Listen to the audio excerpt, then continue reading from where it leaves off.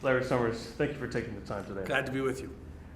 The speed and the severity of the financial market reaction has many worried that fear is beginning to take hold across the markets. Could this be, as some now suggest, the start of the next global financial crisis? I've been coming to these meetings for 20 years. There has not been a time when the situation was more ominous than the current situation. A great deal will depend on decisions that are taken in both the public and private sectors in the next few months. Many have expressed considerable alarm at what's been perceived to be a lack of meaningful action by policymakers here in Washington this weekend. I think many have been expecting a bold show of unity, perhaps something akin to what we saw in 2008. Are you surprised by the lack of such action? How do you read it?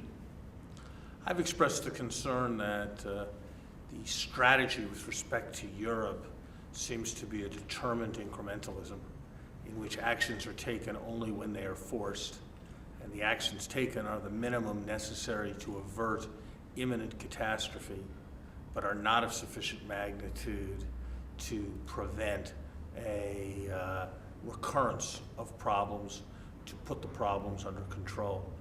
I would have hoped that we would see more signs at this meeting so far that we were moving beyond incrementalism. Do you see any parallels with the unfolding of events during the Great Depression? I think it's easy to be melodramatic, and I don't minimize at all the economic situation and problems in the United States, but there is a profound difference between unemployment being 4 percentage points above normal and unemployment being 20-some percentage points above normal. There is a profound difference between markets at 2/3 of previous levels and markets at 10% of previous levels. So I think it's important to recognize the gravity of the situation, but I think it's also important not to succumb to self-fulfilling prophecies of apocalypse. The IMF has just today said that it stands ready to strongly support further efforts in the Eurozone to resolve the crisis. In your view, could this represent the meaningful action that many have been looking for this week, or does that still ring hollow to you? I don't think the words strongly support by the IMFC are independently likely to be regarded by market participants as being of great significance. What lies behind those words is something we will have a chance to find out in the weeks ahead. Mm-hmm. What more would you hope to see in terms of concrete action, coordinated action by authorities over the weekend and indeed over the next few weeks? Well, I think it's clear that in the United States, the priority has to be with spurring demand in the short term, and then an additional priority attaches to the long-run fiscal picture. In Europe, it is, I think, clear that something has to be done to put to rest doubts about the health of the banking system.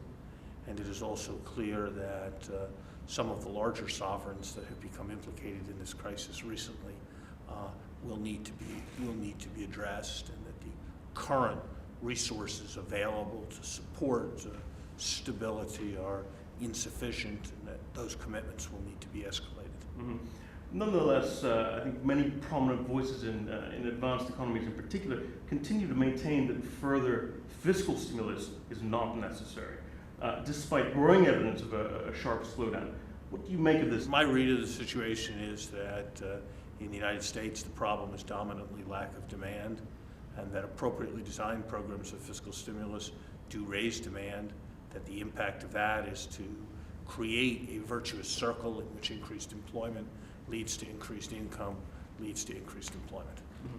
But given these stark divisions on how to address the global growth picture, certainly within the G20, what are the hopes of a coordinated action? I'll have to leave that to the people who are making policy. If we are able to get an effective resolution in Europe, if we are able to get a greater commitment to demand in the United States, I think those two actions would have a significantly beneficial effect for the world economy as a whole. Dr. Summers, thank you for your time.